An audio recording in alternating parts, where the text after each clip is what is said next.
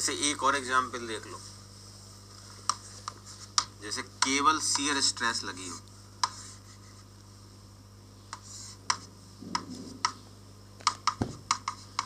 तो इसमें sigma x कितना है 0, सिग्मा वाई कितना है 0, टाउ एक्स वाई कितना है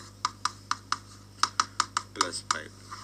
अब मुझे सिग्मा 1 और सिग्मा 2 बताने हैं, तो सिग्मा 1 और सिग्मा 2 के लिए फॉर्मूला लगा दो वही वाला, sigma X plus sigma Y 2 0 plus minus under root 0 plus 4 into 5 का स्क्वायर बाई 2।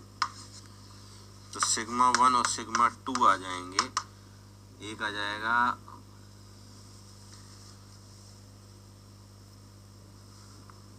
5 और एक आ जाएगा -5। सिंपल क्वेश्चन आते हैं, आप करके देखना। और टाउ मैक्स का आंसर अगर करना हो तो 5 - 5 सिग्मा 1 माइनस सिग्मा 2 बाई 2, तो ये तो 5 ही हो जाएगा। ऐसे क्वेश्चन आता है। बताओ भाई समझ में आया कि नहीं आया चैप्टर?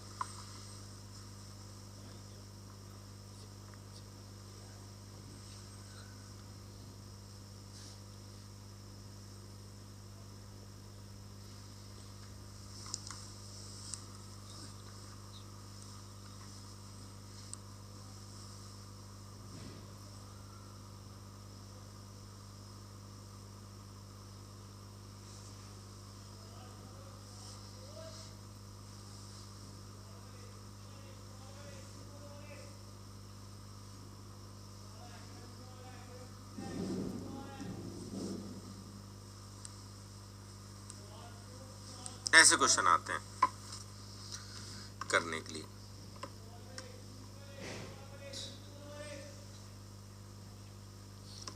करके देखा करो क्वेश्चन, ज्यादा सोचा मत करो, क्वेश्चंस लगाओगे तब समझ में आएगा। ठीक है, फिर क्या है आखिरी बात कि हम लोग क्या है ना, इसी चीज को एक सर्कल में भी दिखा सकते हैं। जैसे सिग्मा एक्स है, ये सिग्मा वाई है, और ये एंगल की स्ट्रेस को हम जानते हैं,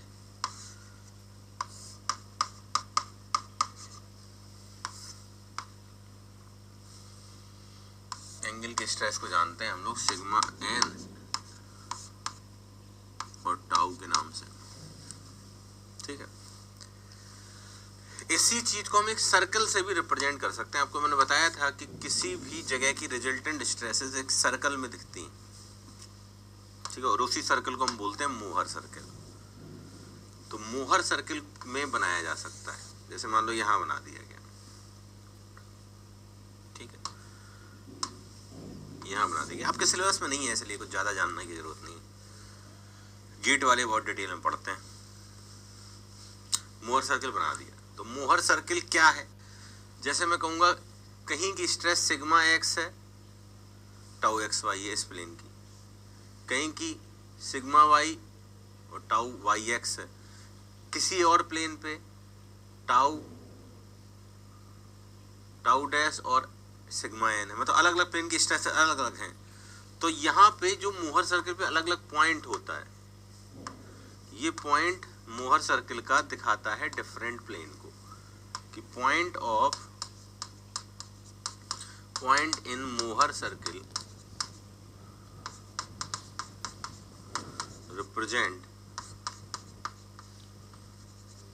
डिफरेंट प्लेन्स। जैसे मैंने कहा कि ये होगा सिग्मा एक्स,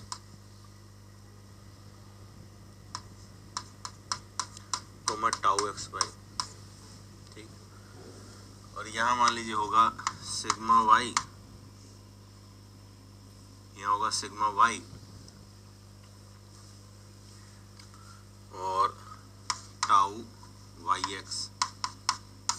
ठीक है, और इसी में कहीं होगा ये एक दूसरा प्लेन, ये मान लो एक्स एक्सिस और वाई एक्सिस वाले पॉइंट हो गए ये, ठीक है। और इसी में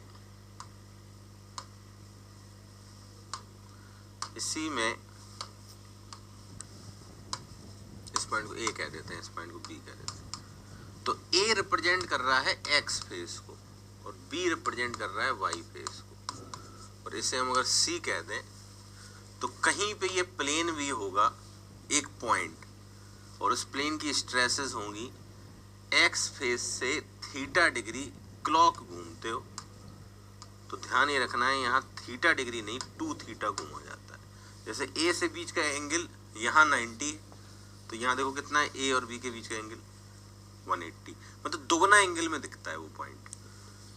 और इस पॉइंट कोऑर्डिनेट होंगे सिग्मा एन और टाउ डैश। इसी को हम मोहर सर्किल कहते हैं। खास बात ये है कि मोहर सर्किल में ये सारे, मतलब हम जो क्वेश्चन अभी सॉल्व कर चुके हैं उसको मोहर सर्किल में भी बना सकते हैं, उससे भी सॉल्व हो सकता है, कोई एक मेथड से सॉल्व करना है, लेकिन आना चाहिए मोहर सर्किल के बारे में। क्या 3 बातें याद रखो। मोहर सर्किल का कोई भी पॉइंट अलग अलग प्लेन्स की नॉर्मल और शियर स्ट्रेसेस बताता है। दूसरा, मोहर सर्किल पे कोई भी पॉइंट अपने एक्चुअल एंगल से डबल एंगल में दिखता है। और आखिरी बात याद रखना कि रेडियस ऑफ मोहर सर्किल, ये दूरी, ये टाउ मैक्स के बराबर होती है। Radius of Mohr circle tau max के बराबर होती है। ये 3 फैक्ट आपको याद रखने हैं। मैं फिर से रिपीट कर दूं, इसको बनाना नहीं सीखना है। कैसे बनाने वाले बनाते हैं, गेट वाले बनाते हैं, ईएससी वाले बनाते हैं, उनको मैं बनवाता हूँ बहुत डिटेल में, पूरा 3-4 घंटे ये चैप्टर पढ़ते हैं। पर तुम्हारे में आया ही नहीं है कुछ करने को, लिखा ही नहीं है सिलेबस में। वो तो हम ये पूरा प्रिंसिपल स्ट्रेसेस ही बेकार में पढ़ रहे हैं, लेकिन 1-2 क्वेश्चन आए हैं।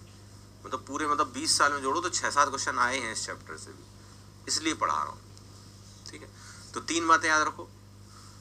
हर एक पॉइंट पे काम करने वाली नॉर्मल शियर स्ट्रेसेस को, हर एक प्लेन पे काम करने वाली नॉर्मल शियर स्ट्रेसेस को हम एक सर्किल में बना सकते हैं, वो मोहर सर्किल कहलाता है। थ्योरी आ सकती है। दूसरा, मोहर सर्किल में जो पॉइंट है वो यहाँ प्लेन्स को दर्शाता है। मोहर सर्किल में कोई भी प्लेन अपने डबल असली एंगल से पाया जाता है, और radius of Mohr circle represent करती है टाउ मैक्स को। ये मैं लिखा भी देता हूँ कंक्लूजन करके, पहले आप इतना नोट कर लो। मैं तो थोड़ा रट लो, इसको बनाना नहीं सीखना है, ऑब्जेक्टिव आ सकता है इसलिए बताया।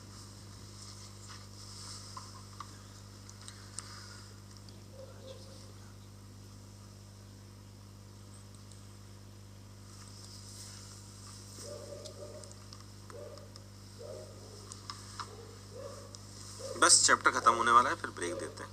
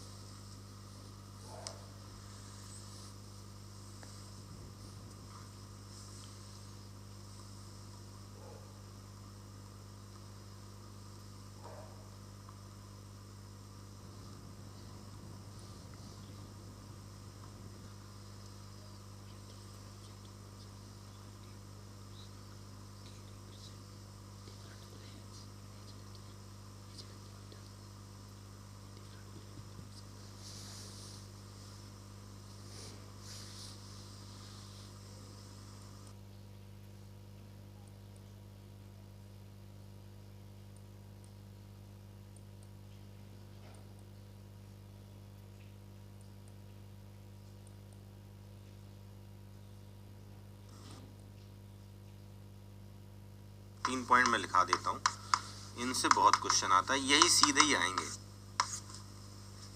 Conclusion,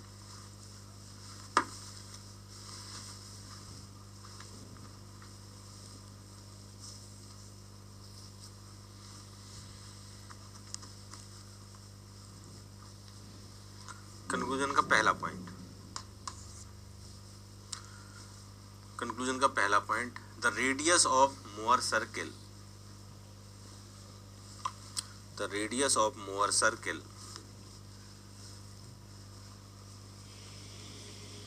the radius of Mohr circle is equal to maximum shear stress. The radius of mover circle is equal to maximum shear stress. Number 2.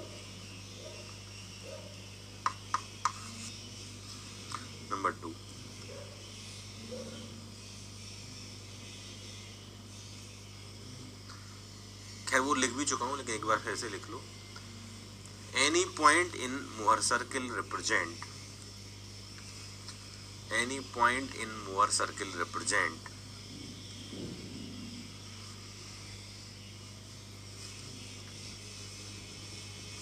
different planes in actual member.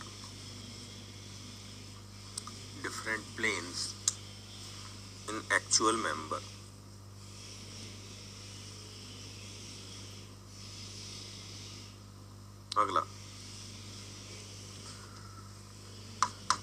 in mover circle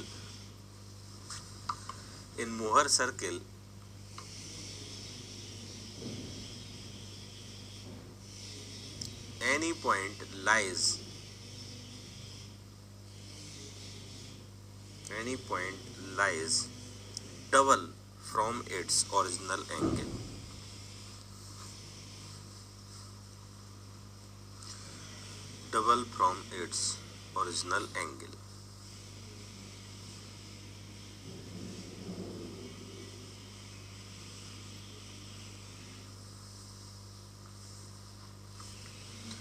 ठीक है, थोड़ा सा theory of failure के बारे में जान लो कि theory of failure क्या है। कि भाई अगर नॉर्मल स्ट्रेस हो,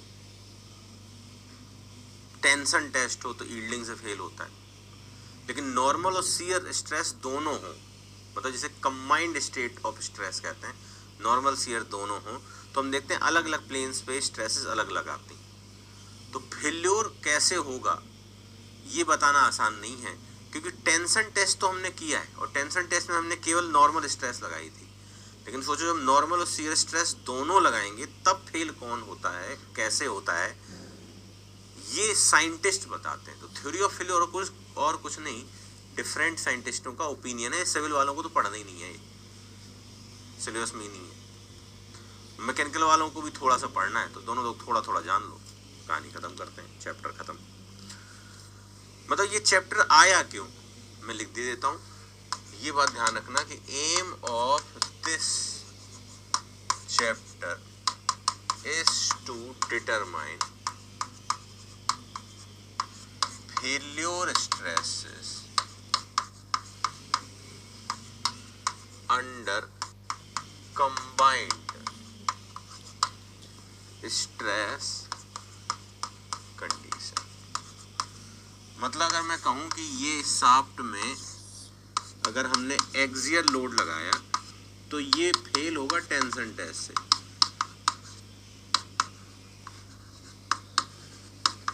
ठीक है, लेकिन इसी शाफ्ट में हमने एक्सियल लोड भी लगाया और साथ में ट्विस्ट भी कर दिया,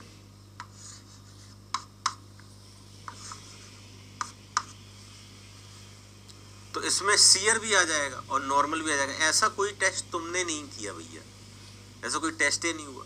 अगर दोनों स्ट्रेस आ जाएं तो इसका फेल बताया जाएगा failure by this chapter, failure by theory of failure chapter.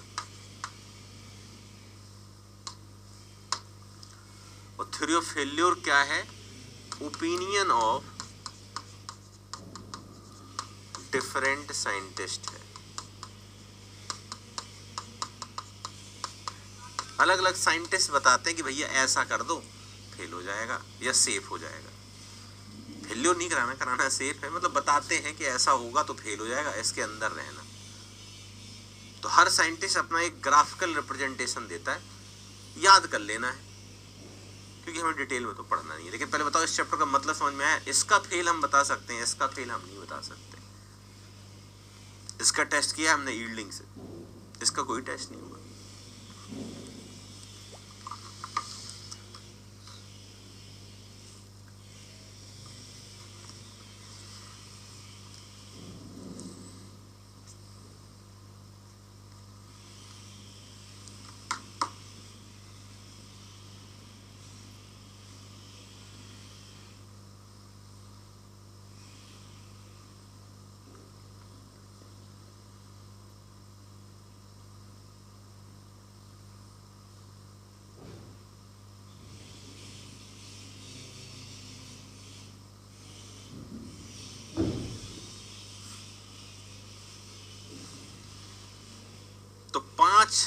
Theory हैं उनके नाम जान लो, उनका फेल्योर का कर्व जान लो, चैप्टर खत्म।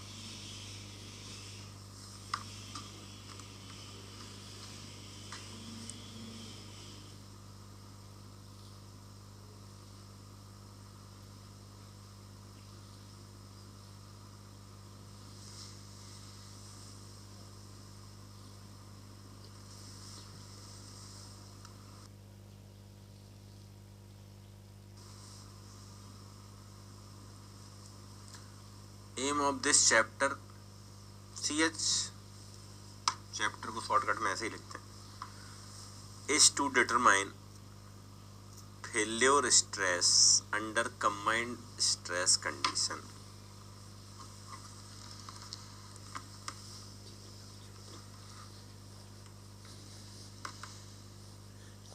बस ब्रेक ही लेते हैं। दोनों एग्जाम्पल से क्लियर है कब थ्योरी ऑफ फेल्योर लगेगी।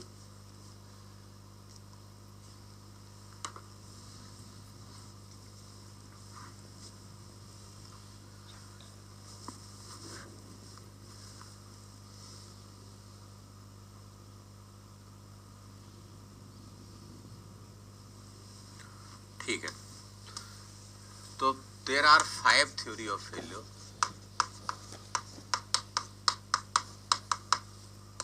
उनके नाम याद रखना। Number 1 MPST, maximum principal stress theory,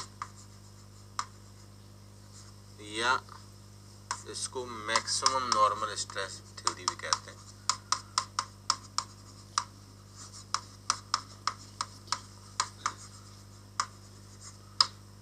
या इसे अगला नाम जरूर याद रखना, ये बहुत बार पूछा गया है, रैंकाइन थ्योरी भी कहते हैं।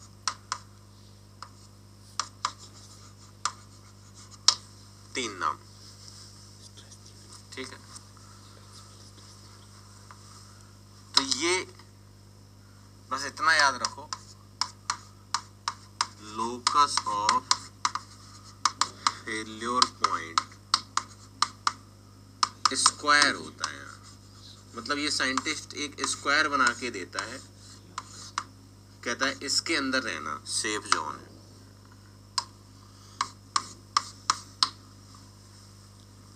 सेफ जोन स्क्वायर होता है। सेफ्टी कंडीशन बताता है, और ये एक्सेस होती है सिग्मा 1 और सिग्मा 2 की।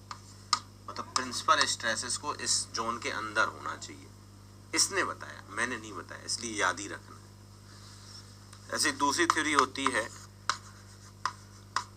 मैक्सिमम शियर स्ट्रेस थ्योरी, या जिसको MSST कहते हैं, या जिसका दूसरा नाम भी याद रखना, गस्ट एंड ट्रिस्कास थ्योरी।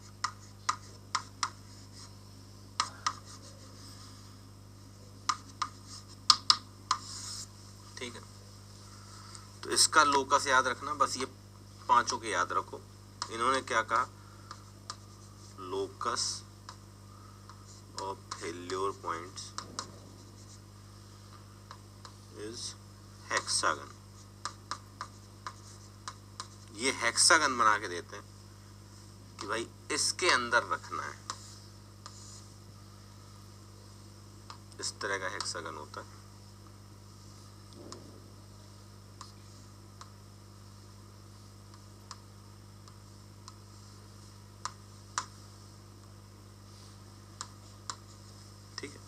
ऐसे 3 का और याद रखना है। मतलब इन साइंटिस्ट ने कहा कि अगर सिग्मा 1 सिग्मा 2 इस कर्व के अंदर है तो ये सेफ जोन है।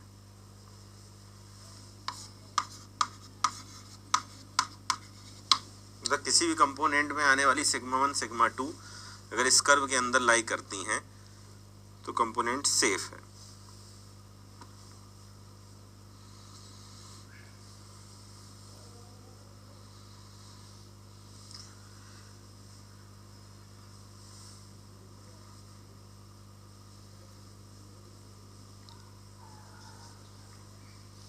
तो बस एक चैप्टर हमारा बचा है, कॉलम्स।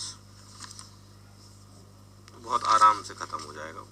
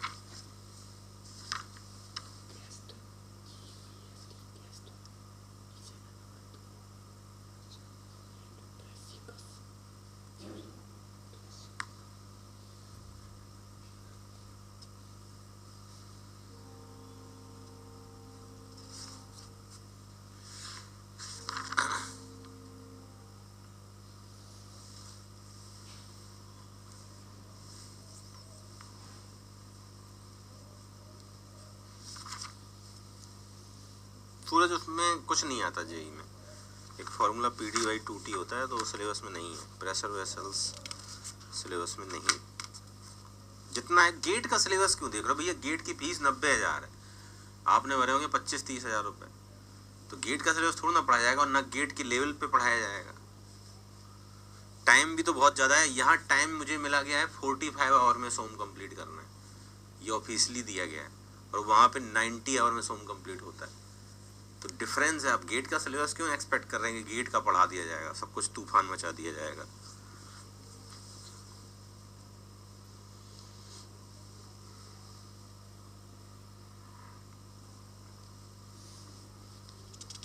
कोई क्वेश्चन नहीं आया है प्रवीण, उठाओ पुरानी ईयर की बुक और देखो।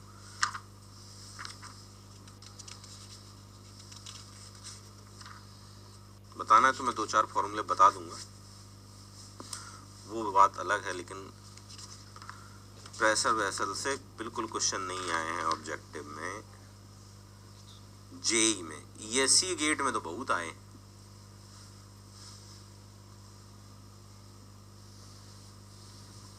हो गया, चलो नंबर 3 पे आओ। नंबर 3 है मैक्सिमम या total strain energy theory.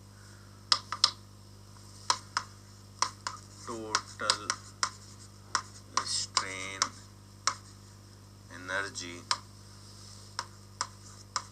Theory, ये जैसे हम TSE बोलते हैं, पर इसका दूसरा नाम जरूर याद रखना। टोटल स्ट्रेन एनर्जी थ्योरी का दूसरा नाम याद रखना, हेग्स थ्योरी।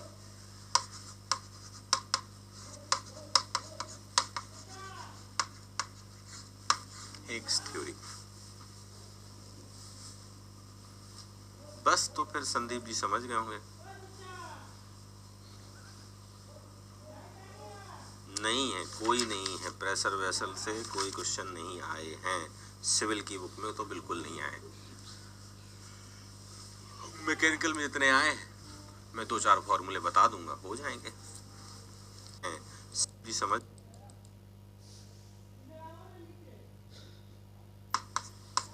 पर इसका दूसरा नाम जरूर याद रखना। टोटल स्ट्रेन एनर्जी थ्योरी का दूसरा नाम याद रखना, हेग्स थ्योरी।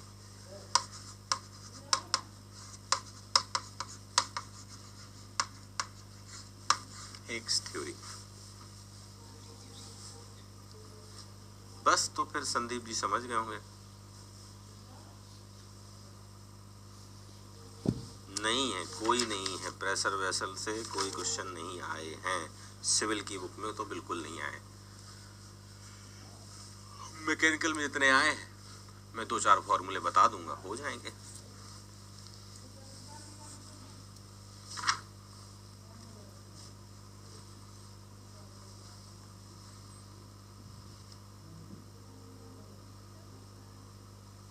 मैकेनिकल वाले मशीन डिजाइन में पढ़ लेना और डिटेल में।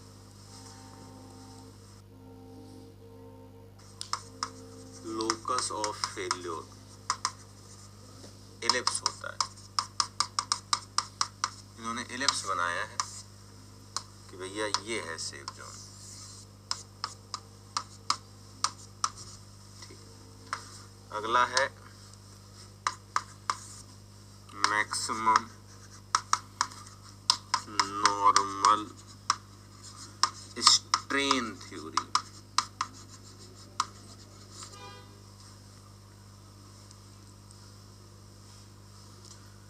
हाँ, तो मैकेनिकल में आया है तो भैया एमडी में पढ़ा दिया जाएगा।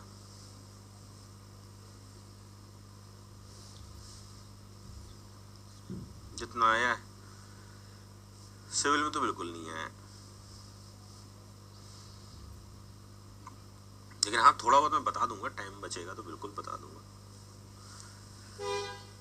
मैक्सिमम नॉर्मल स्ट्रेन थ्योरी,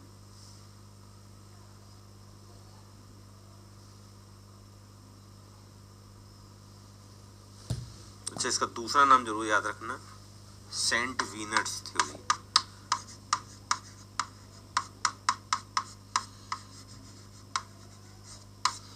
और इन्होंने दिया है रोम्बस।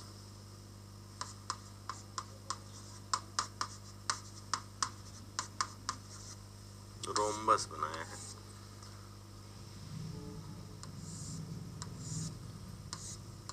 ऐसे सेफ जोन।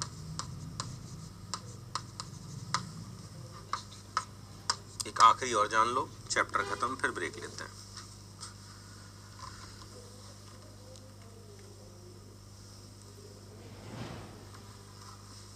अब जितनी भी आपने फीस दी है भाई, गेट का सिलेबस में 90 आवर टाइम अलॉटेड है। गेट का सिलेबस क्यों सोच रहे हो कि जेई वाले बैच में आपको गेट का सिलेबस पढ़ा दिया जाएगा? फिर भी मैंने काफ़ी हद तक आपको बताया है, काफ़ी डिटेल में बताया है।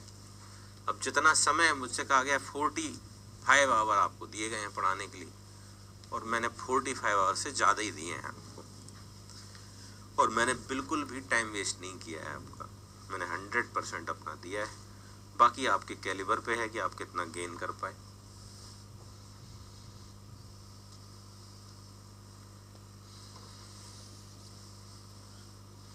मैंने आपका टाइम बातों में बिल्कुल बर्बाद नहीं किया गया। मुझसे कहा गया कि 45 आवर अलॉटेड टाइम है, और मैंने विद इन 45 आपको उससे ज़्यादा ही पढ़ाया है, और कोई टाइम बर्बाद करे बिना। आखिरी थ्योरी है maximum shear strain energy theory, या इसको बोलते हैं हम लोग मैक्सिमम डिस्टॉर्शन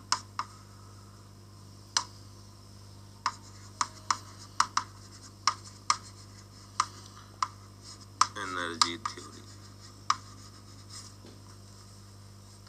एमडीटी बोलते हैं। या तीसरा नाम जरूर याद रखना, वॉन माइसिस थ्योरी।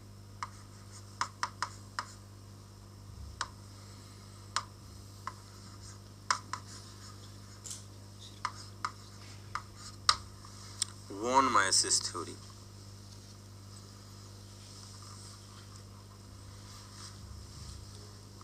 ठीक है, कर्व याद रखना, इनका भी कर्व इलिप्स है।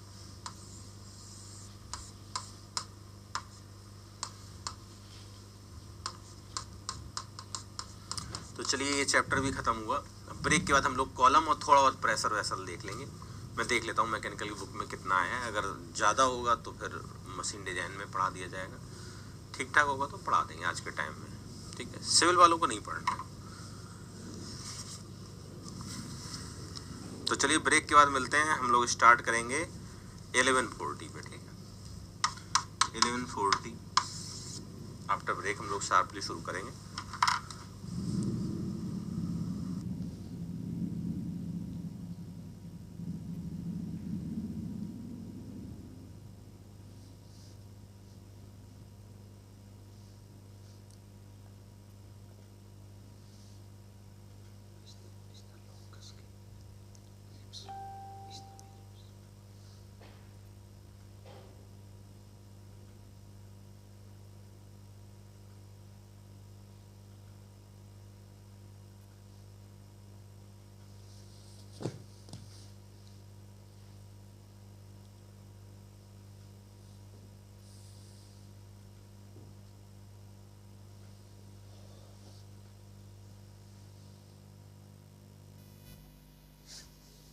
struts. Columns and struts.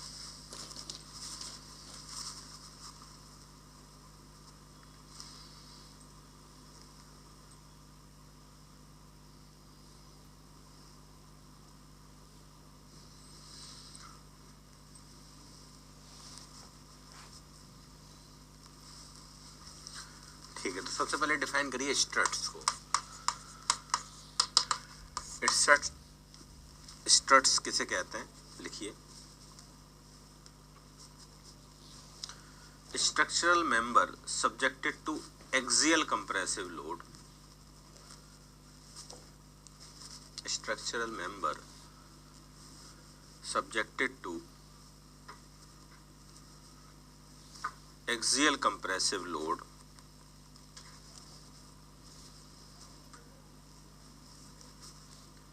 in any direction is known as struts. पहले लिख लो फिर समझेंगे। is known as struts.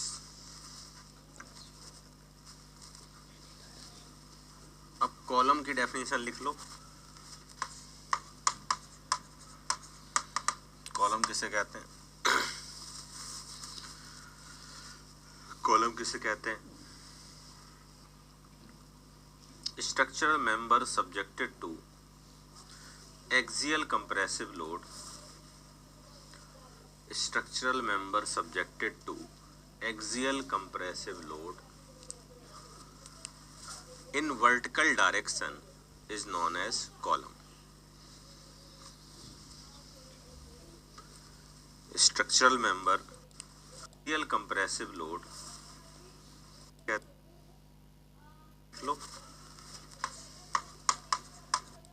structural member subjected to axial compressive load. Structural member subjected to axial compressive load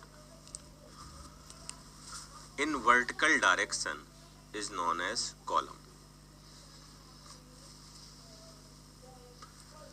Structural member subjected to axial compressive load in vertical direction is known as column. तो देखिए, कोई भी structural member हो, किसी भी direction का हो, structural member किसी भी डायरेक्शन का हो, जैसे मान लीजिए इस डायरेक्शन का स्ट्रक्चरल मेंबर है, ठीक है, और लोड एक्सियल कंप्रेसिव लगे, तो इसे कहेंगे स्ट्रट।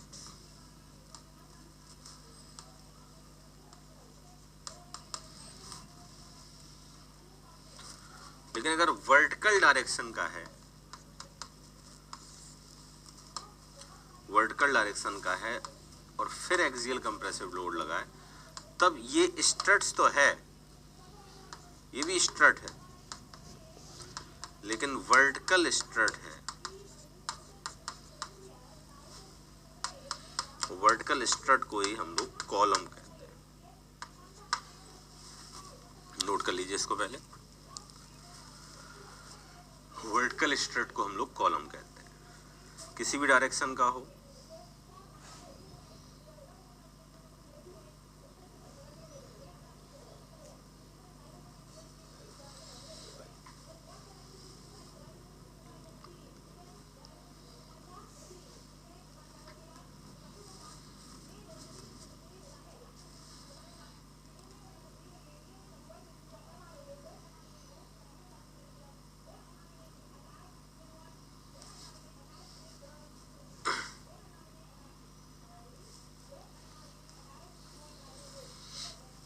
इसका मतलब है सारे कॉलम्स स्टड्स हैं, लेकिन सारे स्टड्स कॉलम नहीं, ठीक है। इसके बाद नेक्स्ट हेडिंग करेंगे बकलिंग। बकलिंग कैसे कहते हैं, डिफाइन करो बकलिंग को। Deviation of longitudinal axis, deviation of longitudinal axis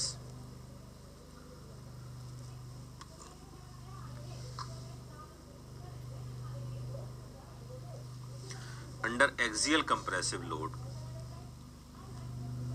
deviation of longitudinal axis under axial compressive load is known as buckling. Deviation of longitudinal axis under axial compressive load is known as buckling. जैसे ये एक member है, column है, इस पे P का load लगाया तो ये अचानक से बकल कर जाए, बकलिंग कुछ ऐसा हो जाए।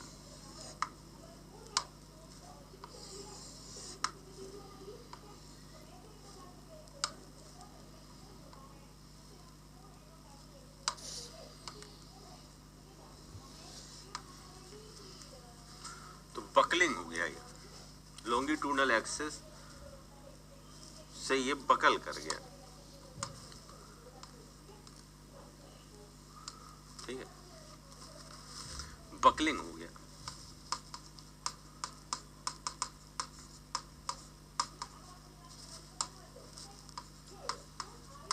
बकलिंग ऑफ मेंबर,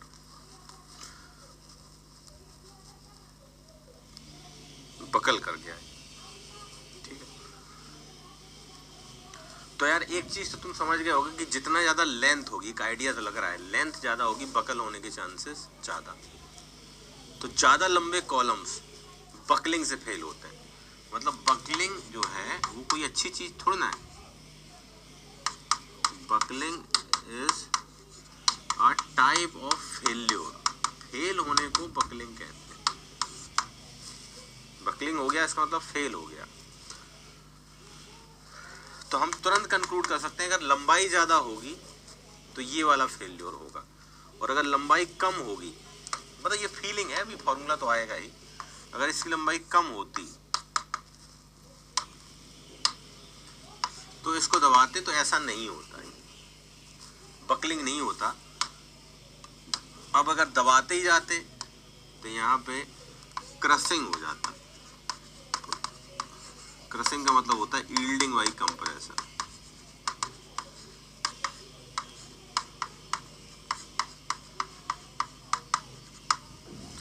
जैसे मैंने आपको दो कॉलम दिखाए, एक शॉर्ट कॉलम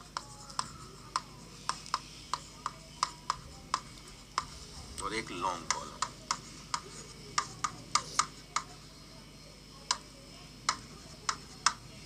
ठीक है। तो दो कंक्लूजन निकल आए कि long columns are fail by buckling, और दूसरा कंक्लूजन ये है कि शॉर्ट कॉलम्स या स्टड्स भी लिख सकते हैं, आर फेल बाय क्रशिंग। यहां तक नोट करो, और कोई कंफ्यूजन हो तो पूछो। अभी हमने कोई फॉर्मूला नहीं दिया, लेकिन एक आइडिया लग गया कि लंबाई ज्यादा होगी तो बकल जल्दी हो जाएगा, लंबाई कम होगी तो बकल नहीं होगा, क्रश हो जाएगा, यील्डिंग हो जाएगी कंप्रेशन से।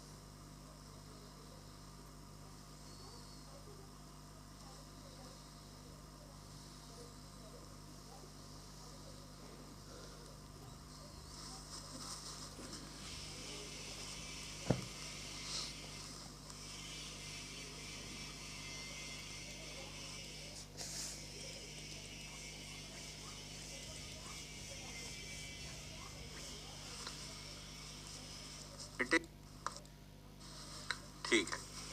फिर आ जाते हैं buckling load.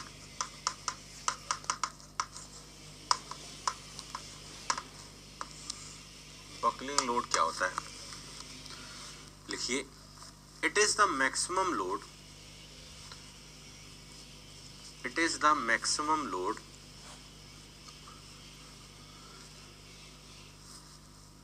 that strut or column can bear,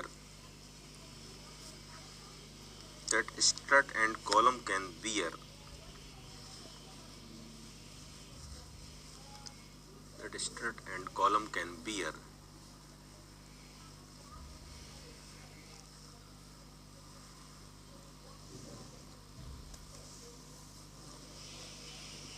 without any buckling failure, without any buckling failure,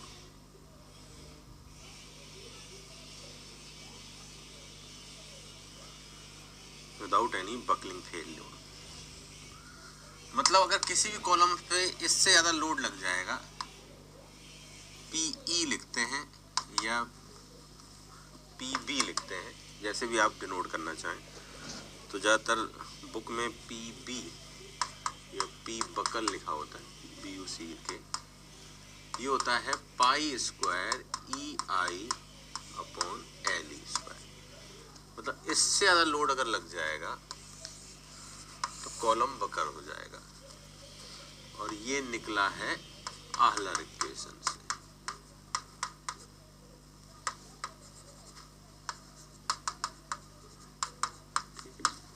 आहलर ने इतना बताया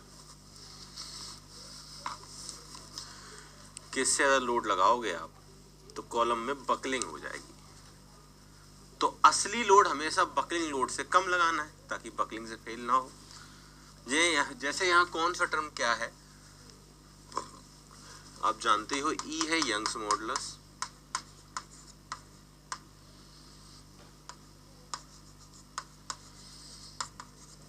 I है सेकेंड मोमेंट ऑफ एरिया, और ध्यान रखिएगा मिनिमम वाला, कम वाला। तो यहाँ फॉर्मूले में चाहो तो मिनिमम भी लिख ही लो हमेशा के लिए। जैसे कम वाला क्या, जैसे मैं कहूँ कि ये कॉलम है, रेक्टेंगल है, और एक है BD³/12 और एक है DV³/12। तो BD³/12 और DV³/12 में जो छोटा होगा वो भरना है, ठीक है। तो आई तो दो तरीके के होते हैं ना, कि मिनिमम वाला मतलब IXX और IYY में मिनिमम जो मिनिमम हो,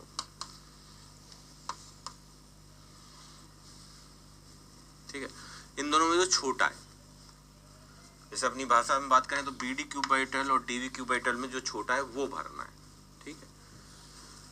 E समझ में आ गया, I समझ में आ गया। LE क्या है, LE लेंथ नहीं है, इसकी लेंथ L है, तो LE is not equal to L। LE जो होता है ये होता है इफेक्टिव लेंथ,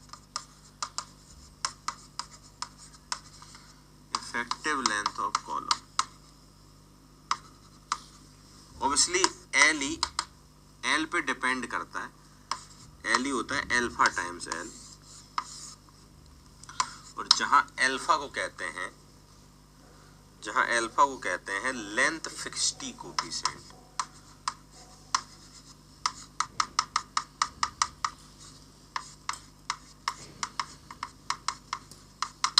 पहले यहां तक नोट करो, फिर आगे की बात करते हैं। कोई डाउट हो तो पूछो।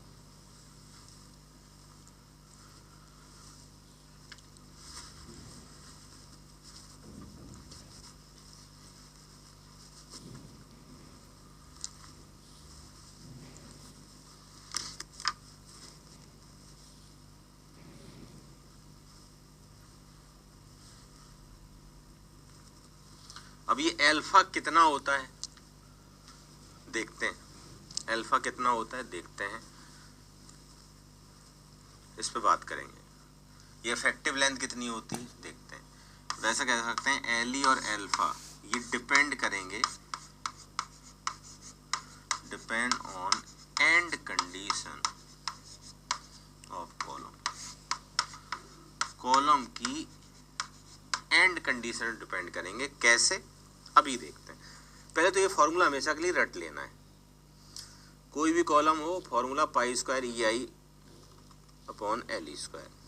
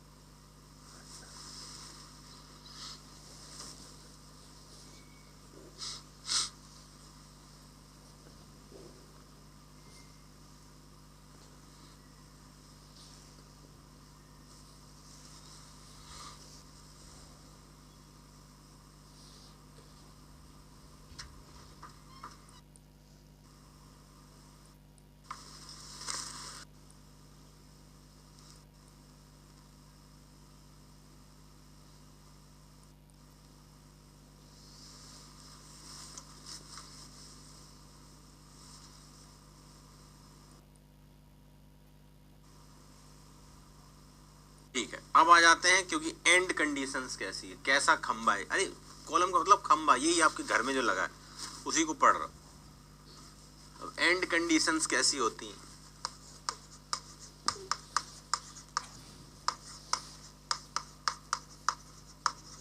देखो पहली होती है फिक्स। फिक्स जो घर में ज्यादातर खंबे ऐसे ही होते हैं, ऊपर से भी इनबिल्ट, नीचे से भी इनबिल्ट। फिक्स फिक्स कॉलम हुआ दोनों तरफ से।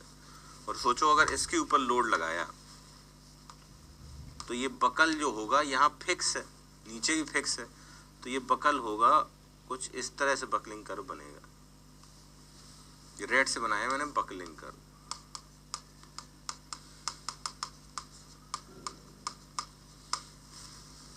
बकलिंग कर्व, ठीक है। फिक्स फिक्स होगा तो कुछ इस तरह से होगा।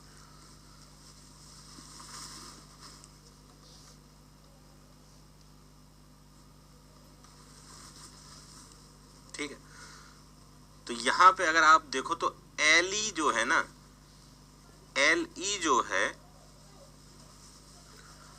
वो ये बकलिंग कर्व की शुरू से एंड तक की दूरी होती, इसे बोलते हैं एल। जहां जहां वो कर्व बनता है, तो ऊपर साइड तो बनेगा नहीं, तो कुछ जगह ऊपर छूटती है, कुछ जगह नीचे छूटती है। टोटल लेंथ एल, तो एल ही यहां होता है एल का आधा।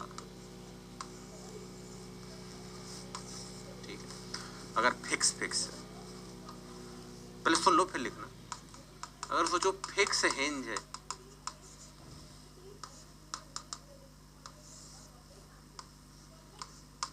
तो हिंज वाला तो यहां से बकल हो ही सकता है, इस तरह से यहां से बकल हो ही सकता है। तो यहां एल ई जो है वो होता है एल बाई √2।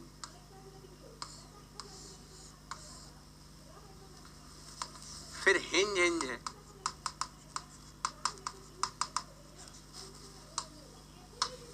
अगर हिंज हिंज है दोनों तरफ तो कैसे बकलिंग होगा, देखो फिर तो पूरा ही बकल हो जाएगा। तो इस बार एल ही एल के बराबर होगा। और अगर फिक्स फ्री होगा, चार ही हो सकते हैं,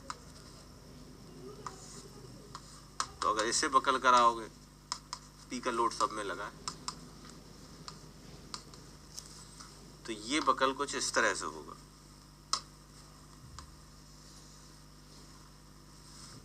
तो अगर इसी बकलिंग कर्व को आगे बढ़ाते जाओ बढ़ाते जाओ बढ़ाते जाओ, रियल में तो नहीं होगा लेकिन इमेजिनरी बकलिंग कर्व होगा आगे जाके आगे, तो यहाँ का एल ही जो है ना 2L होता है। तो चारों के लिए बकलिंग का फॉर्मूला बन गया, रट लेना है सीधे आंखें मीच के। अगर दोनों तरफ फिक्स है तो ये होता है 4 pi square EI upon L square. Length वाला फॉर्मूला रट लो। अगर फिक्स फ्री है तो ये होता है 2 pi square EI upon L square. यहाँ होता है pi square EI upon L square.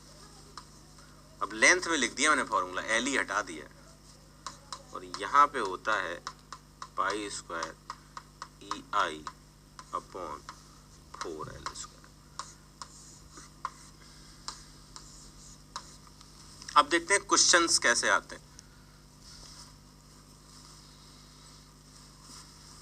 अब देखते हैं क्वेश्चंस कैसे आते हैं एग्जाम में। पहले यहां तक लिख लो, और यहां तक कोई डाउट हो किसी को तो पूछ लो।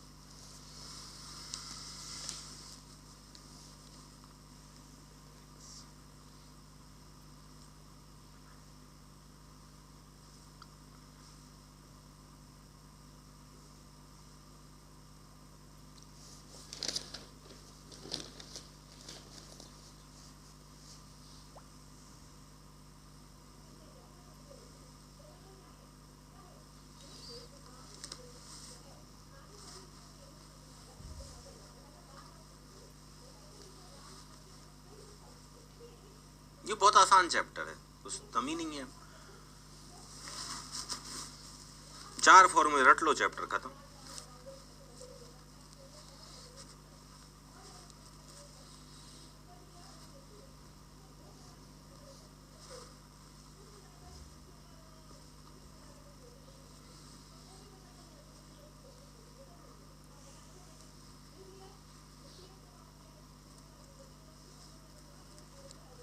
Very good Ashish ji.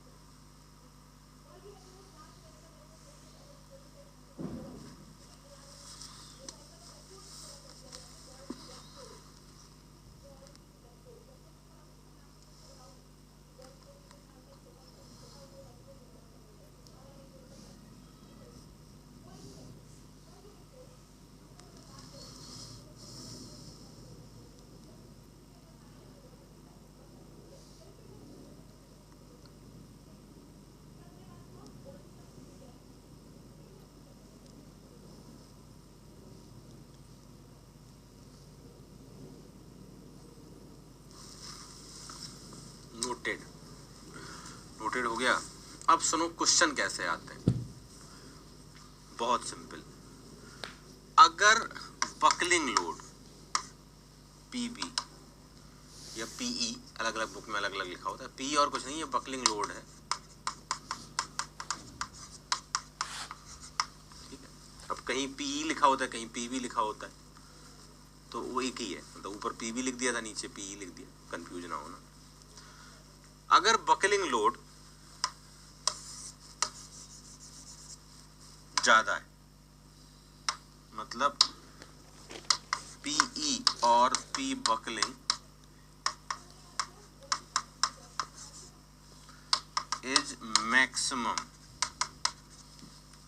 For fix column,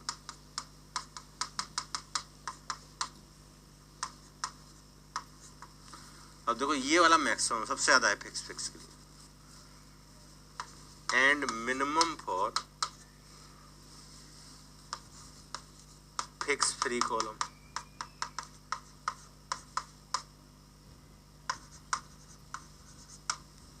ठीक है, दूसरा पॉइंट मेरा ये है कि अगर बकलिंग लोड या PE is more, less chance of buckle,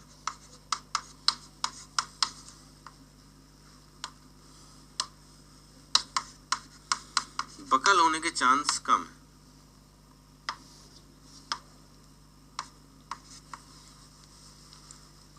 और कह सकते हैं लेस टेंडेंसी ऑफ बकलिंग।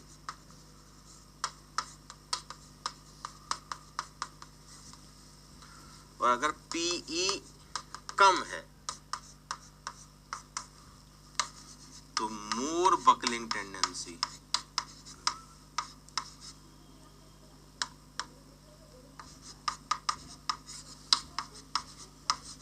मतलब बकल होने के चांस ज्यादा है।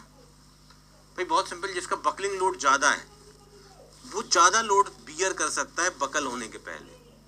तो अगर पूछूं इसमें और इसमें कौन ज्यादा बकलिंग देगा, तो ये ज्यादा बकलिंग देगा, इसके चांस ज्यादा है, मतलब बकलिंग टेंडेंसी इसकी ज्यादा है, बकलिंग लोड इसका ज्यादा है, मतलब बकलिंग टेंडेंसी अपोजिट होती है बकलिंग लोड के। मतलब कोई कहे buckling tendency is inversely proportional to P. अब ऑब्जेक्टिव कैसे आते हैं, सुनना ध्यान से। ऑब्जेक्टिव आता है कि अगर मैं फिक्स को रिप्लेस कर दूं फिक्स हिंज से, इसकी जगह ये बना दूं, तो बकलिंग टेंडेंसी हो जाएगी। अगर इससे ये बना दिया तो बकलिंग लोड हो गया आधा, तो बकलिंग टेंडेंसी हो गई दुगनी।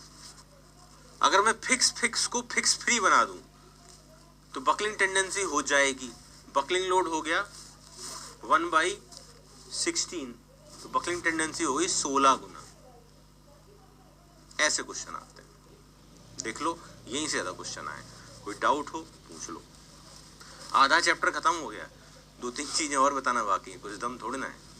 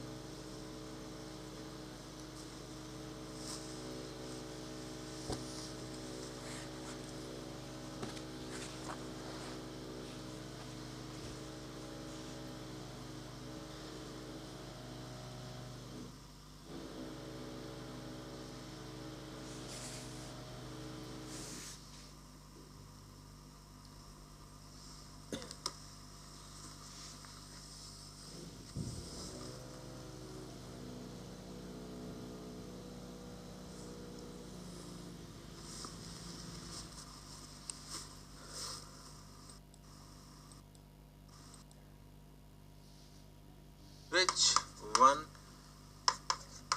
best cross section for column? तो क्रॉस क्रॉस सेक्शन की अगर बात करी जाए तो कैसे हम इसको बढ़ा सकते हैं,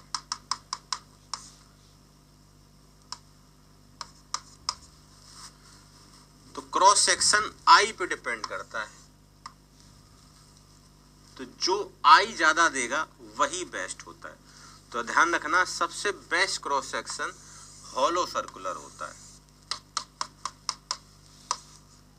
अगर हॉलो है तो हॉलो सर्कुलर का आई सबसे ज्यादा होता है। फिर इसको अगर हॉलो बनाया जाए मतलब साइड्स घटाते जाए, फिर स्क्वायर या रेक्टेंगल कह सकते हैं, फिर सबसे खराब क्रॉस सेक्शन ट्राइंगल होता है।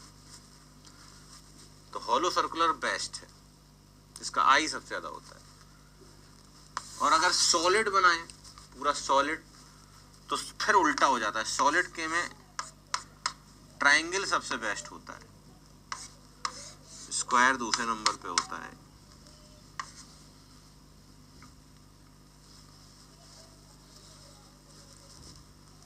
फिर ये साइड उल्टा अपोजिट हो जाता है सॉलिड में, मतलब सॉलिड में उल्टा, सर्कल सबसे खराब, हॉलो में सर्कल सबसे अच्छा। और अगर मैं कहूँ सॉलिड और हॉलो में किसको बनाना अच्छा, तो हॉलो बनाना सबसे अच्छा। तो पहले तो ध्यान रखना कि hollow is better than better cross section than solid. मतलब हॉलो बनाए या सॉलिड बनाए, तो आंसर है हॉलो बनाओ अच्छा है। फिर हॉलो में भी अगर बना पाओ तो ये बनाओ सर्कुलर हॉलो। विशाल साहू पी वही लोड है जो ऊपर इतना बड़ा बड़ा फॉर्मूला लिखा, पी का मतलब है पी बकल, दोनों नाम चलते हैं।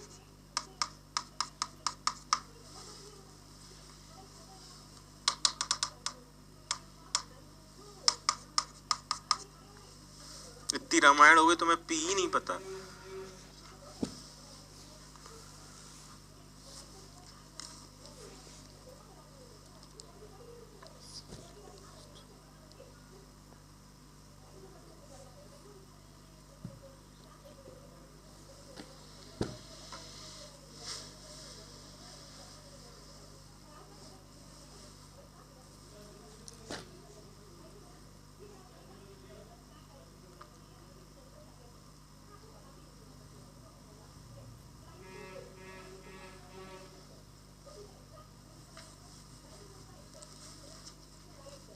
तो नीचे लिखी बात सॉलिड क्रॉस सेक्शन में, ऊपर लिखी बात हॉलो क्रॉस सेक्शन के लिए।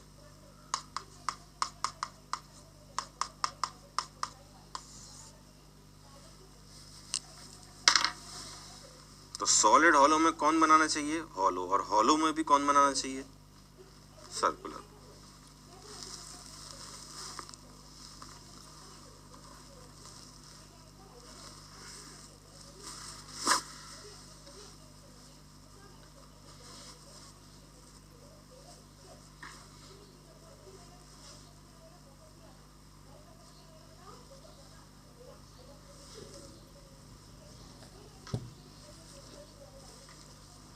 सेम क्रॉस सेक्शन एरिया या सेम वेट, ऑब्वियसली बात है सेम वेट होगा, एरिया सेम है,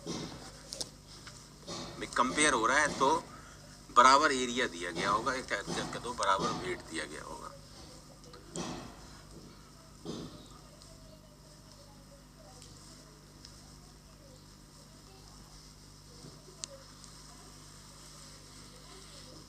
बिल्कुल शुभम, यू आर राइट। मतलब 100 mm स्क्वायर का एरिया,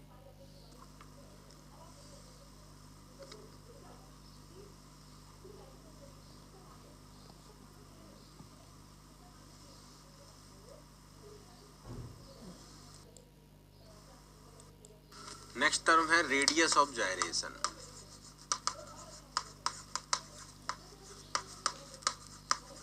रेडियस ऑफ जायरेशन क्या होता है, इसको हम लोग के लिखते हैं, और ये होता है under root I minimum divide by area.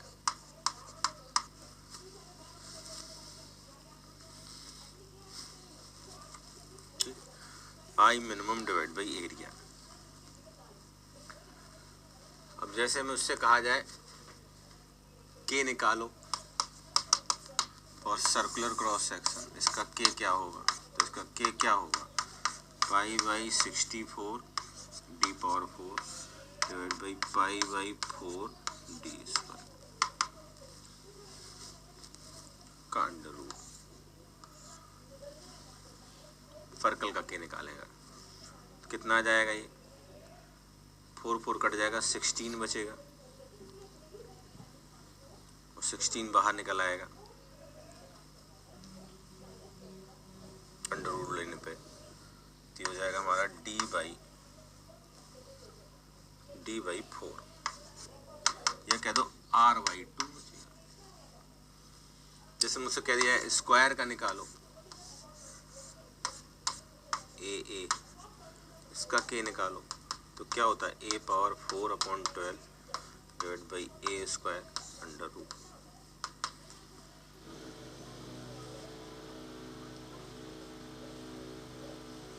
तो ये बाहर आ जाएगा ए,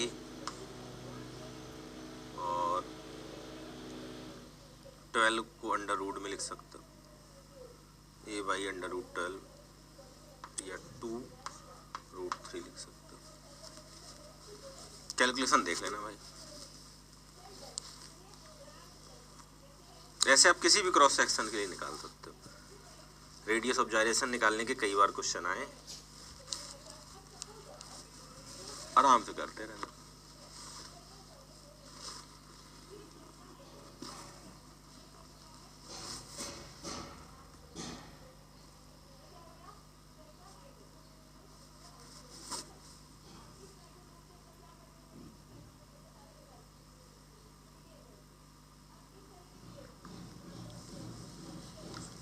तो रेडियस ऑफ जाइरेशन भी आपसे कई बार पूछ देता है।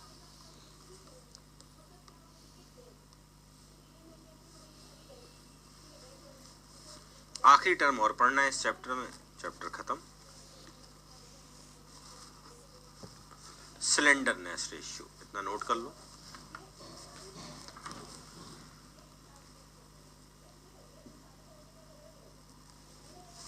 स्लेंडरनेस रेशियो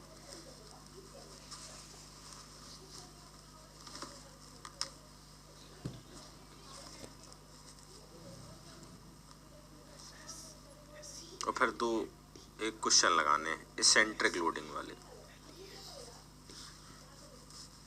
कॉलम में एसेंट्रिक लोड लगाएं तो क्या होता है, फिर ये चैप्टर खत्म।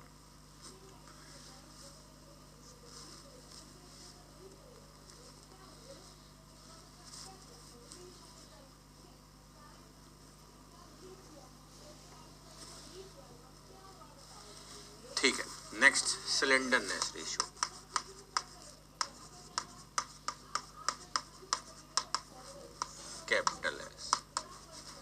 कैपिटल एस बराबर होता है एल ई बाई के है यही रेडियस ऑफ जाइरेशन। एक टर्म डिफाइन किया गया,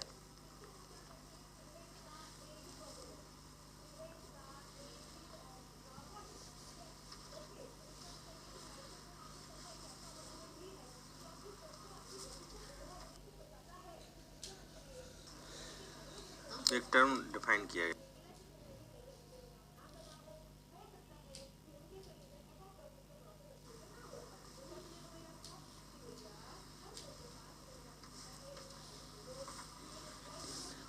ठीक है, फिर ये टर्म क्यों डिफाइन किया गया,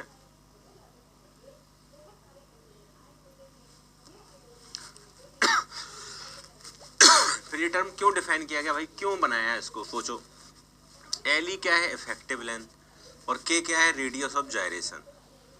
तो एक्चुअली में ये स्लेंडरनेस रेशियो अलग अलग कॉलम्स को कंपेयर करने के काम आता है, जिनका एल ई और के का रिलेशन होता है।